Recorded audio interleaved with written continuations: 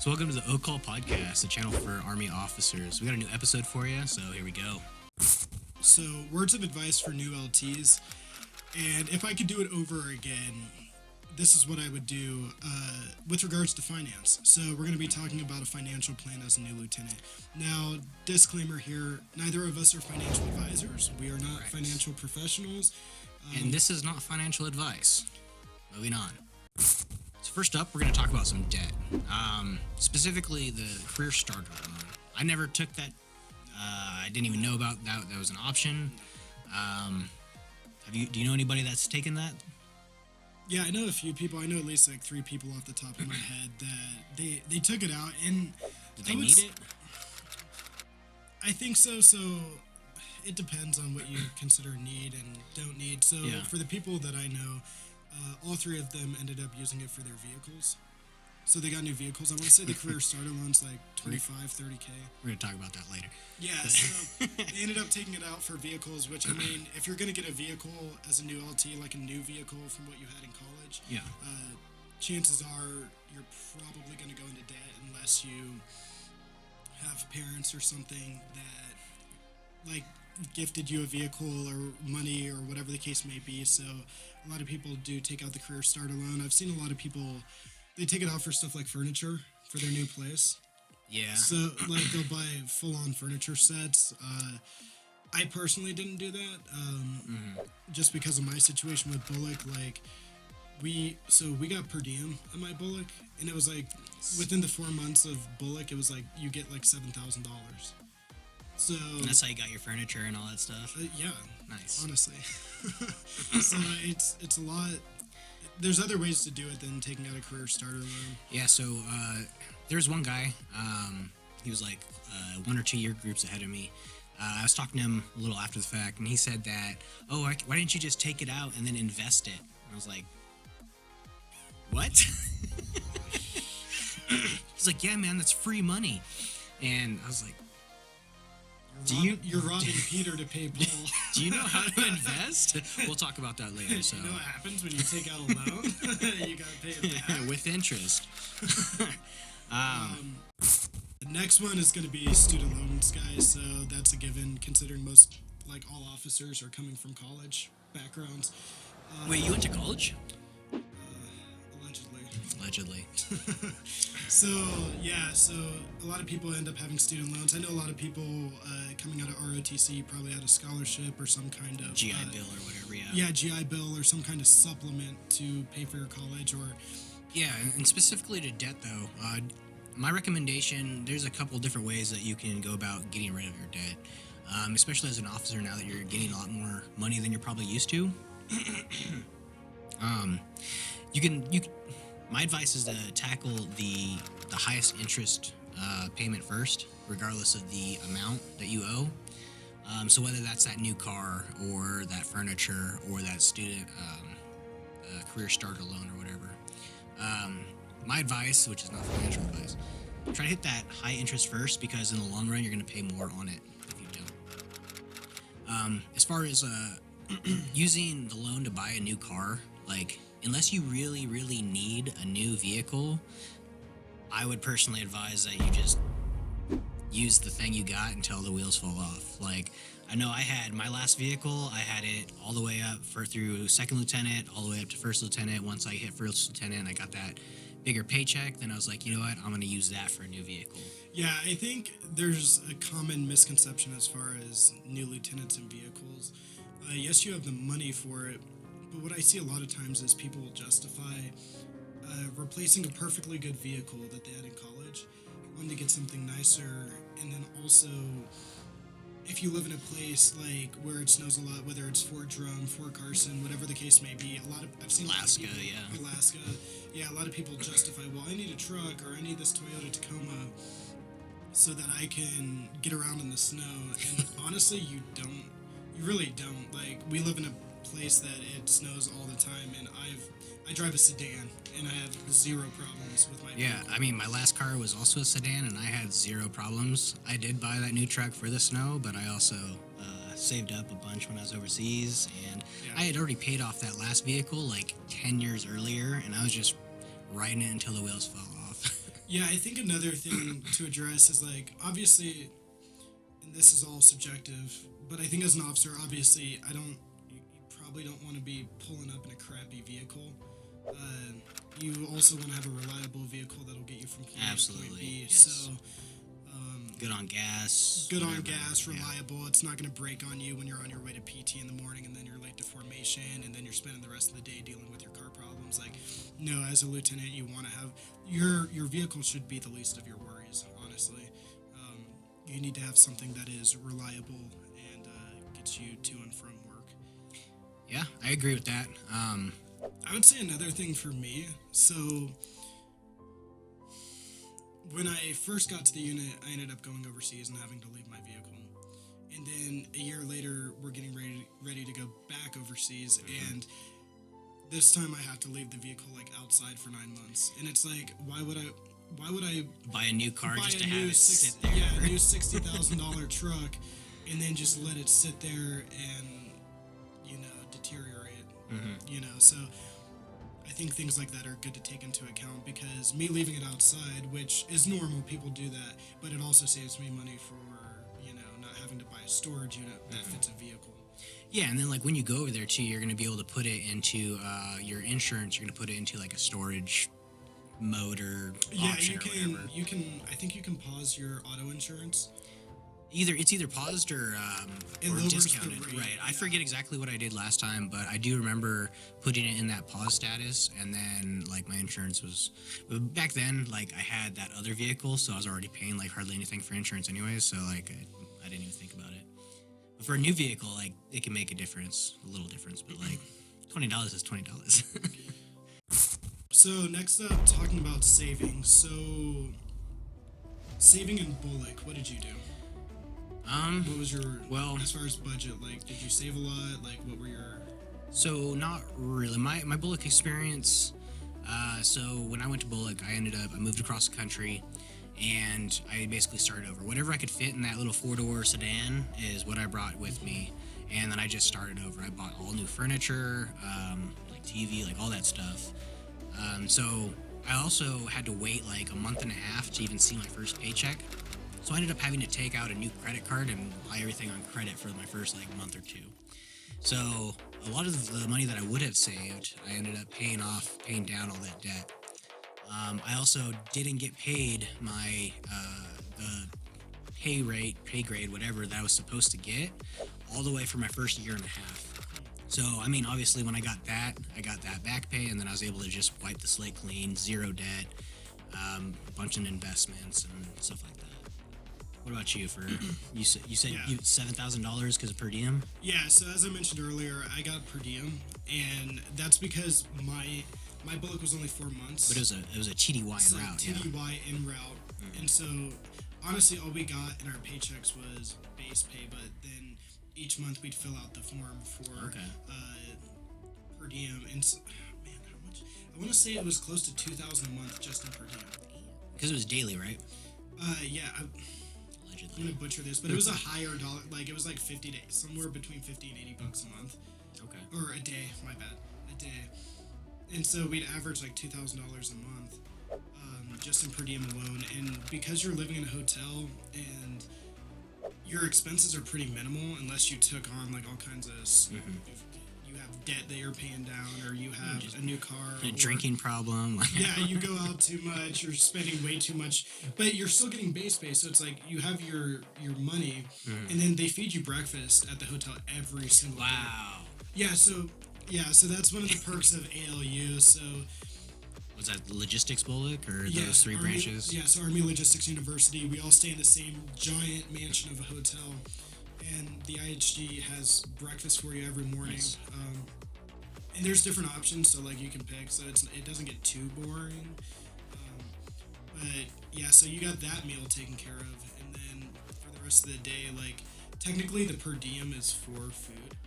Allegedly. So like if you're getting $50 a day for food, you can eat out for each meal. Oh, easily, especially for like $10 a meal like back then. Like you go to Qdoba at the PX on your lunch break or whatever.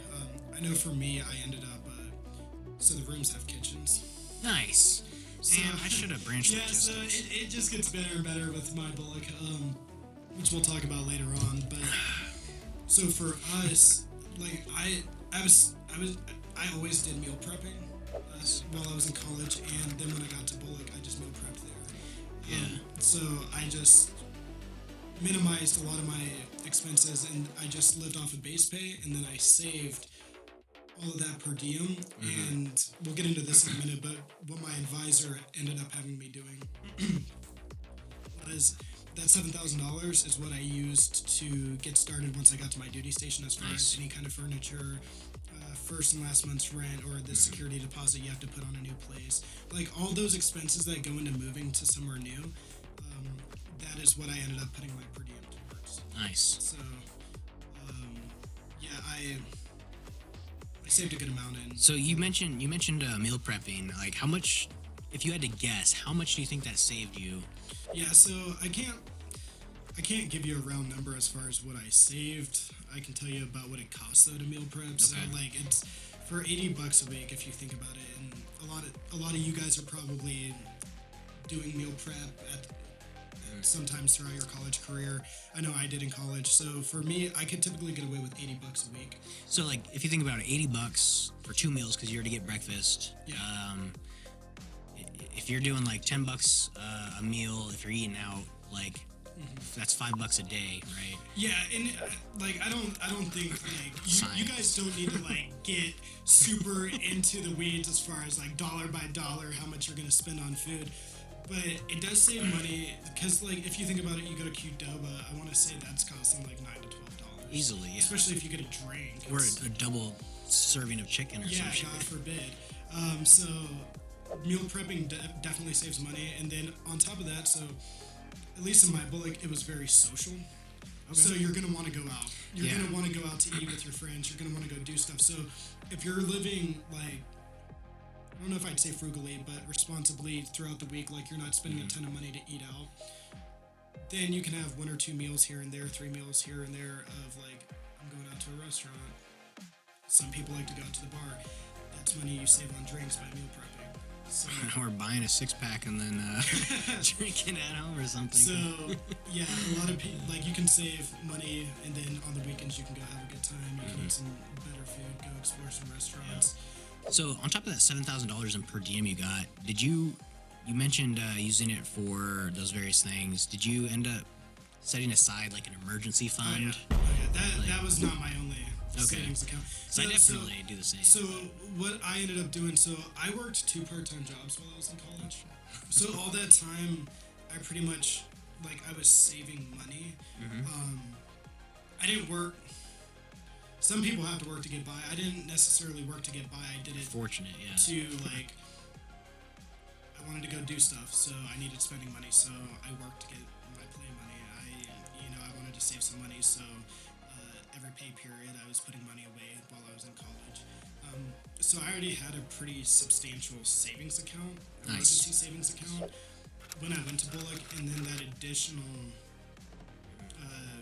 whatever was left over after per diem, that per diem, it went into the same account, but it at the end of the day, like I ended up like, okay, I got $7,000 to work with as far as my transition from Bullock to getting established at my new duty station. Yeah, and a lot of that stuff like ends up getting taken care of. Like your move is paid for, your gas is paid for, your hotels are paid for. So you may end up coming out of pocket on the front end, but they reimburse you as soon as you in process. You could also get the DLA up front, and that'll help you PCS. I'll be doing like a PCS video here like in the next few months, but yeah, I'm not familiar with that because what I ended up doing for that PCS move, I got a credit card. Yeah, which that's a whole other conversation because yeah, I was good financially, but I didn't get my first credit card until I was a second lieutenant. I never had a credit card before. I didn't need one. And so I got my first credit card, and that credit card is what I ended up using to move across the country. And then once I processed and financed, took all my receipts and stuff, ended up just paying off the credit card with that. So. Nice. Yeah, and I mean, if you pay off the credit cards early in advance before the interest is due, like you don't even have to pay the interest. So that's like a little credit card hack. There's probably some people that are going to be like, well, how did you get established at your new place with $7,000? I will say, so what I ended up doing, like, I just had a normal. I got a townhouse, but it's an apartment like thing. So you need the basics, right? Like you need your bedroom. You need your living room, dining room, and then you need like your forks, your kitchenware, all of that stuff. So for the couch, like I just got that off Facebook Marketplace. Like you can get a nice, so people are taking out these like career starter loans, and they're like buying brand new like $7,000 couches. And they're buying like brand new living room sets, and it's like I can understand that if you're like married and you're like establishing a house, but if you're like me, you're a single guy, you're a bachelor, you're living in a bachelor pad. Don't buy super new stuff because you're gonna end up buying it new down the road once you end up moving in with someone or whatever. Yep. Or you get married, you get a wife. Now you gotta put together a home. So it's like why buy all new stuff now? And also because of our unit, like I'm in and out of rotations, so it's like stuff. It's going in and out of storage. So it's like I'm not gonna buy super expensive stuff. So I got a good couch on Facebook Marketplace, and then all the other stuff like the coffee table, TV stand, stuff like that. I ended up. It was good quality, but it was like cheaper stuff that you order from Home Goods or whatever, and you like put it together, you screw it together. So it's nice, but it's cheap. Well, yeah. If it gets damaged, like you're not like, oh my goodness, that was a $5,000 table. No, that whole living room right there, that is all off of Amazon. Nice. I saved. Yeah, Amazon's good too. So like, the only thing I wouldn't skimp out on is your mattress. Absolutely, yeah. Buy a good mattress, and then other than that, like my bed frame, it's a nice bed frame. Got it off Amazon. Nobody can tell the difference. Just put a sheet over it, like nobody can see it. Yeah. So, people take out these career starter loans to buy like expensive stuff that they don't need, or a vehicle that is way above their budget. So with that, it's a thing called lifestyle creep. So like the more money you make, some people will like have this fallacy to like, oh well, I make this much more money, so now I can spend that much more money on these like nice things.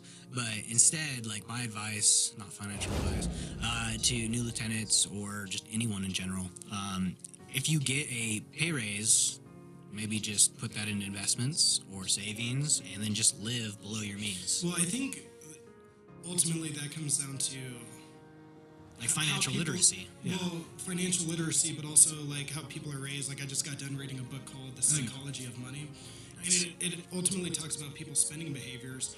Some people have different mentalities when it comes to finances. Some people want to live paycheck to paycheck. They want to maximize like how much awesome stuff they can do, whether it's going out, eating out all the time, having certain luxuries, nice vehicles, stuff like that. And then there's other people that are more long-term focused. They're thinking about, okay, building wealth, developing a financial portfolio, and they have financial goals. So this is not a one-size-fits-all as far as like this is how you need to spend your money. But if you're trying to be smart, what we're talking about, this is the kind of stuff that you want to pay attention to, like trying to save in BOLC, pay down on debt, high interest debt. Yeah. Low interest, like your vehicle, I think he had like a ridiculously sub 1%, like 0.7%. How is that a thing? So if you don't pay that off. I don't care. So one word of advice: if you're gonna get a new vehicle, right, and you're gonna pay for it, let's say, like, if you have like friends, or not friends, you don't want to co-sign with a friend. If your parents are in a really good financial situation, right, and they have really good credit score, if they're willing to have them co-sign and you get a lower, especially if it's your first loan, if you've never bought a vehicle before, if you never had credit cards, like it's a thing. Like I think my dad, he co-signed for my first vehicle that I financed. Right. Granted, like way back then, like that last decade or whatever, it was only like $6,000. So it wasn't a big deal, and I ended up paying it off pretty quick. Right. But like, it helped with the interest, and it managed the payments. Like I didn't have some ridiculous payments. The way my situation went, because I ended up buying that car in college. There you go. So my dad was like, all right, I'll co-sign for you, but you're paying for it. Yeah. And ultimately, that ended up working out well. Like, obviously, there's some nightmares that people get into where they co-sign for someone, and then that person ends up being financially irresponsible, and then you're stuck as the co-signer. You owe money on that vehicle if it's not getting paid for. So that might be a concern of some people if you ask them to co-sign. But yeah, I had my dad co-sign. He had really good credit and ended up getting a 0.7%. That's why I like freak out. That's why I freak when I see dudes like with a like over 5% interest on something. I was lucky Like to get. granted, the soldiers are different, but like we see soldiers do this dumb stuff all the time where they get like a 20% interest rate on the That's stupid. on the $50,000 Like Camaro. Dodge Charger, Jeep, whatever, the cancers of the army. The Jeep Gladiator. So when I came back from this last tour, though, I went and I got pre-approved for a loan, and then I tried to see if the dealership could beat it. They tried all kinds of different banks, and because of the current like economic situation or whatever, they couldn't beat. I had like a 5.6%, and that was the lowest that I could find anywhere. So, I mean, if you can find lower, like definitely do lower. But if you're someone in Alex's situation where you have like a sub 1%, like that is low interest debt. Yeah. Target And your plus it was high still interest. a cheap car. Yes. It was a cheap car. Target your high interest debt first and just let that stuff ride, because you're gonna save more money hitting the higher interest stuff. Right, yeah, for sure. I've seen a lot of people, so I forget the exact terminology. It's like the home loan, but it's for auto. It's like a USAA auto loan where you don't have to put anything down. Huh. So it's kind of like the VA loan, but for vehicles. Yeah, so that's I've one never area. heard of that. Yeah, that's one area where I saw someone really mess up at BOLC. Like, he bought a $58,000 Chevy Trail Boss Silverado, and it was used, and it was still 58.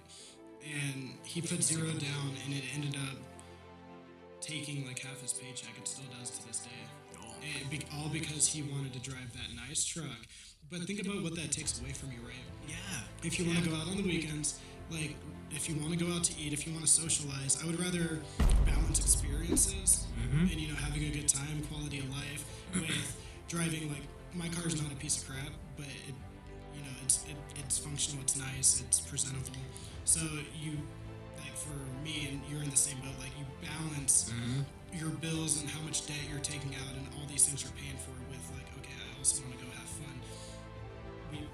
If you want to go to Yellowstone for a week. I was just gonna say that. Yeah, like, we're on the same. yeah, if you want to go to Yellowstone, or you want to go on a weekend trip, you want to get a hotel, or you want to fly somewhere for a 4-day weekend, you have the financial freedom. What does John Doe say? Discipline equals freedom. If you're disciplined with your finances, it opens up for freedom of movement with other things. Yep. Yeah, financial freedom is a big thing that I'm interested in obtaining, and that's why I'm very passionate about finance. Every once in a while, I kind of wish I went finance as an officer, but like hindsight, That would be the lamest job. But that would be so lame. I'm sorry. Maybe once you hit like major, if you V-tip over, kind of like acquisition, like, okay, yeah, sure, ride a desk for the rest of your career, but it's like, oh my god. Granted, it will set you up on the civilian sector. Oh, absolutely. And that's absolutely. I mean, I'm kind of older, so that's what I'm starting to look at. Yeah, like, you're kind of tired of roughing it in the field and looking out of a breaking my freaking wrist and having to freaking get surgery on it and never move it again. Yeah. Wild. As far as investments go, right, so some of your primary investments that you're going to encounter are going to be your TSP, so your thrift savings plan. Hey, we got a video on thrift savings plan if you want to learn more. Link in the description below. Continue. Go for your plug, Josh. Yeah, so your thrift savings plan, your Roth IRAs, and then also stocks. So we'll dive into that a little bit. So I'll talk from my personal experience. What I ended up doing is I got a financial advisor like not long after I got to BOLC. Like as soon as I got to Fort Lee, because I knew I had financial goals. And even though I have degrees in this, like I went to school and took finance classes, I could have figured it out myself, but I don't consider myself a professional professional in finance. So I was like, let me find someone who's not going to screw me over, that I can have help set up a well-rounded portfolio. So we're talking, like we just said, your retirement plan, your thrift savings, your Roth IRAs. If you have kids, you're going to want to look into like a 529 plan to maybe pay for their college. An HSA, like whatever. Other things such as like we talk about stocks, mutual funds, whatever. So I ended up getting on with First Command, which is a financial advisor firm that deals with primarily military. Nice. And they love lieutenants, not necessarily because they know they're going to get paid if they take you on as a client, but it's because you have money to work with. If you're trying to be financially smart, realize like you have money to work with, and if you go to an advisor, they're going to work with you. Like you've got enough income that they can deal with. So I got on with First Command, and they helped me set up. We basically started off. They were awesome. We started off by talking about what are your life goals. What are you trying to achieve? Whether it's relationships, you want to get married down the road, you want a new vehicle at some point, you want to buy a house, you want to retire at a decent time in life without struggling.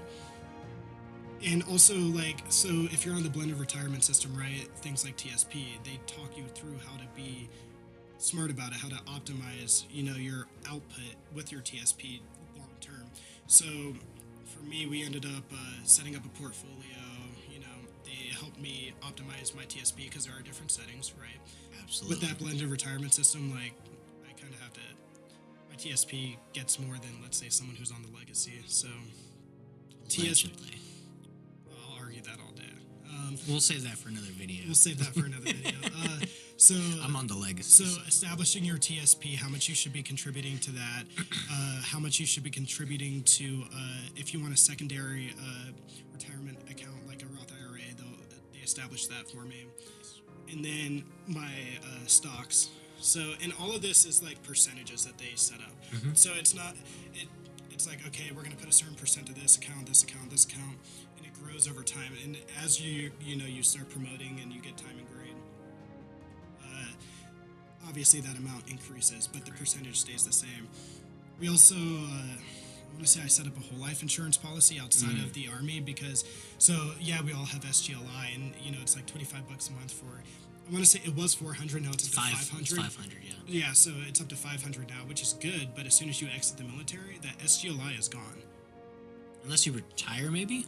I'd have to look into that. I want to say, so I'm not an expert on this, so total disclaimer here, I might butcher this. You qualify for SGLV, which is for the veterans, but that's a whole other situation than SGLI.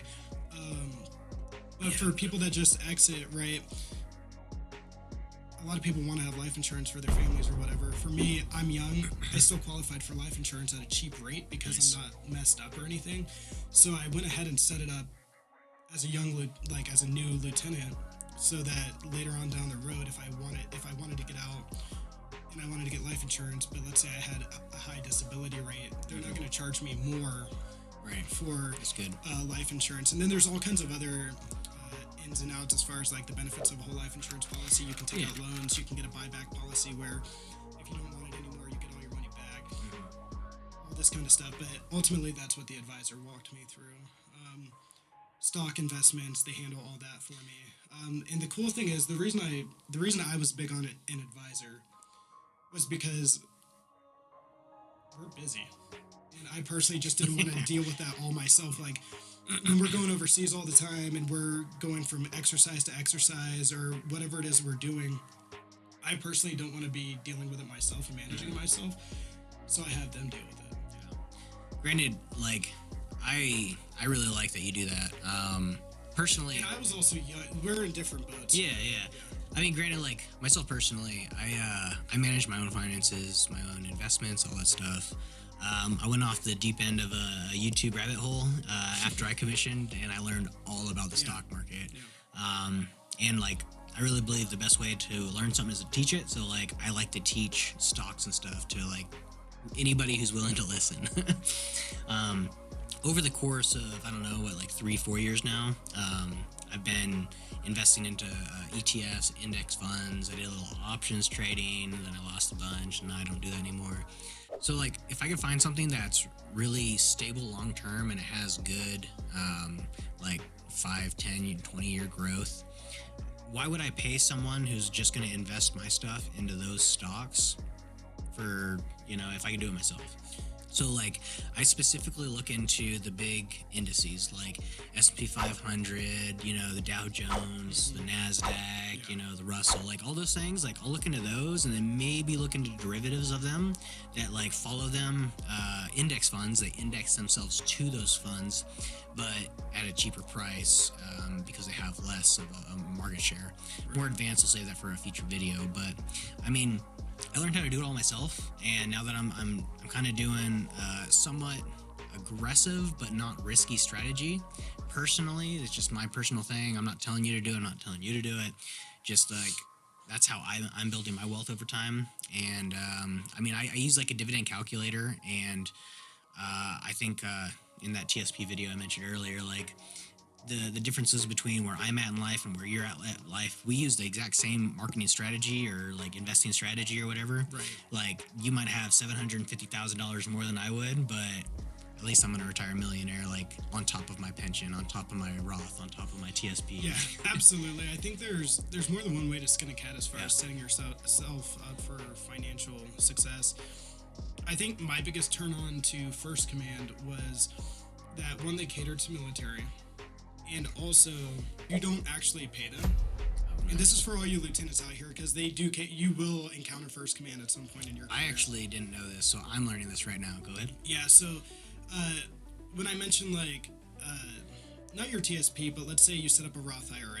Mm-hmm. You set up a mutual fund contribution. You set up a whole life insurance policy. All those companies that they go through, let's say Fidelity or Charles Schwab or whoever. Any of those big, like... Yeah, any of those big firms that you can go through yourself, they go through them as well, and they get I don't know if I'd call it a commission, but they get paid from those firms that they go through. So they're not taking any of your money. They're not getting paid by you. They're getting paid by the companies that they go through. That's cool. How do I get that job? Yeah, so... There are trade-offs. I do think they're good for, they cater to military, and so as a new lieutenant, like, especially if you want to do a career, they will walk you through how to optimize your output as far as retirement. Because you got to think your TSP, right? There's the different funds you can invest in. If you don't know about the different funds, obviously it's something you can research, but just overall having an advisor, it was easier for me to get set up, and they also helped me with other things like the PCS move, how to budget your move, they helped me pick a new place. Nice. All right, so next up, talking about housing market as you're preparing to move to your next duty station. So, like, I know for me, I wasn't trying to buy a home. I was going to rent. That's what I ended up doing. Obviously, looking at, okay, what is your BAH going to be at your duty station? What is the average cost of living? And then also thinking about things like we discussed earlier, like, all right, if you have cheaper bills, then you have more money to do other things. So what are your priorities? Some people will get roommates. I know one lieutenant, he rents a house with two other lieutenants, and they tend to they're doing fine. They save a lot of money on BAH. I know for me, part of what I worked into my budget was I wanted to live alone. Same. So I factored that into before I came out of BOLC and I was establishing my budget. Okay, this is I'm willing to pay for my own place, and this is my budget.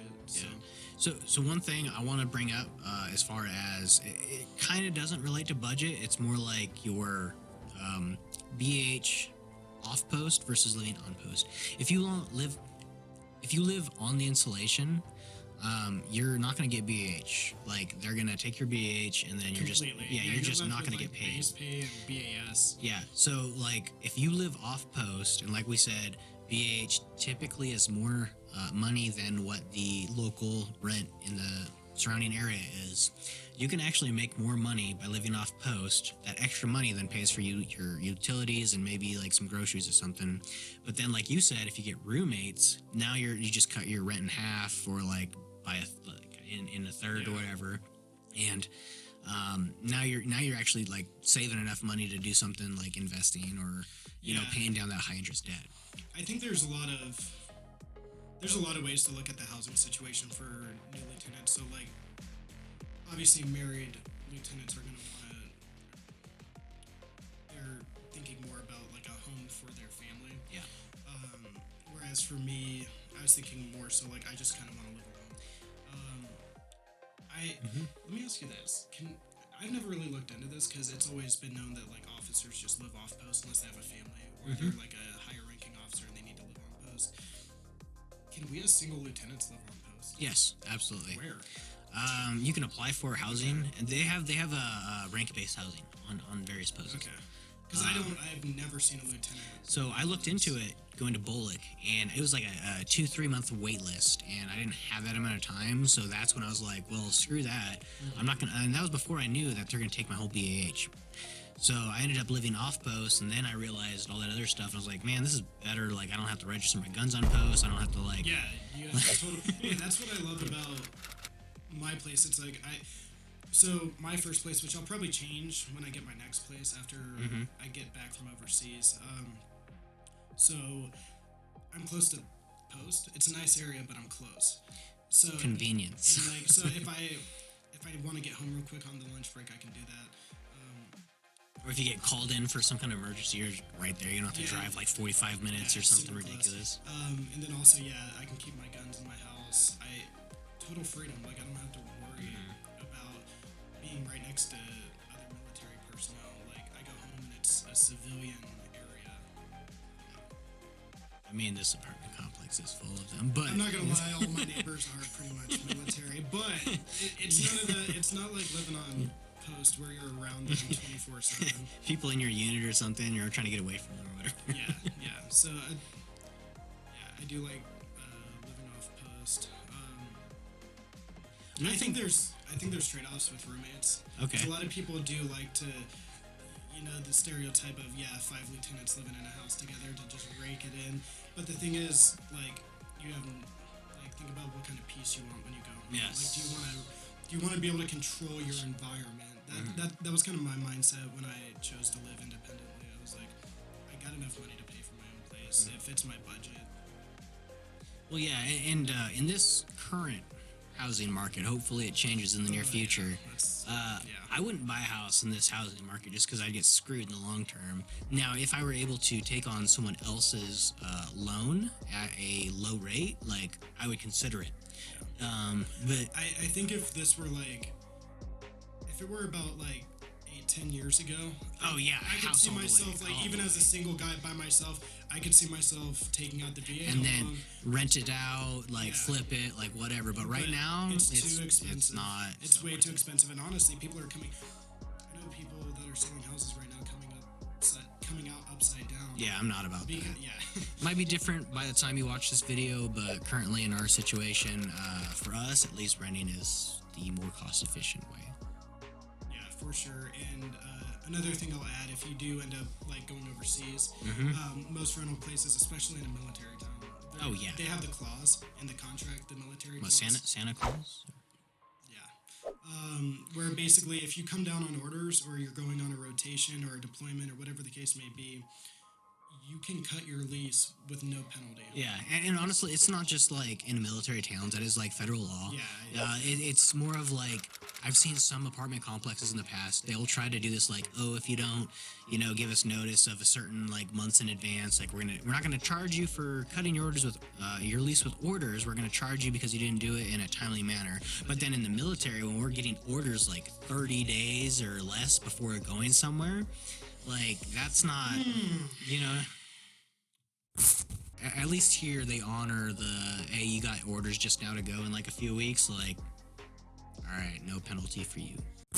If you're in a place where your BAH is, if your BAH is $2,200 a month and you're going over there for 9 months, that alone is money that you save because you still get BAH while you're overseas. Because all officers are entitled to BAH, regardless of your lease agreement. So back when I was enlisted, I had to not only have a lease agreement, a mortgage, or something like that, and then provide proof to get BAH. As an officer, we don't have to do that. So you could literally you show up to your unit, get BAH, and then you don't.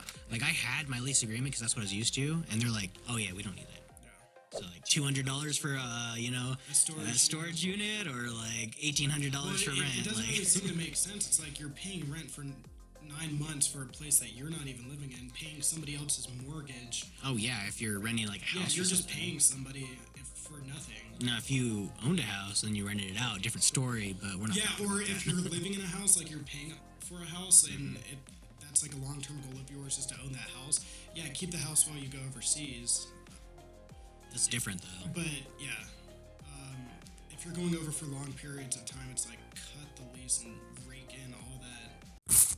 All right, y'all, that's all we got for this episode of the O Call. Make sure you guys go ahead and subscribe, and don't